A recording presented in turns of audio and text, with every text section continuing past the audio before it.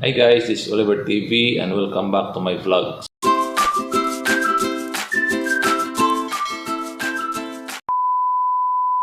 So for this video mga idol, ay ating sasagutin ang isa sa mga katanungan na nasa comment section mga idol.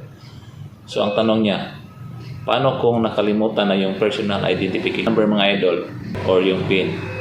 So kapag nakalimutan na yung PIN number mga idol at gusto mo nang palitan, ay kailangan mo lang pumunta sa pinakamalapit na Metrobank branch para mapalitan yung PIN or yung personal identification number mo. Or pwede mo rin palitan yung ATM card kasi kapag ATM card yung palitan mga idol, kasama na yung PIN number niya. Magdala ka lang ng valid ID as proof of identification. So sana nasagot ko yung katanungan mo. See you on my next video and God bless.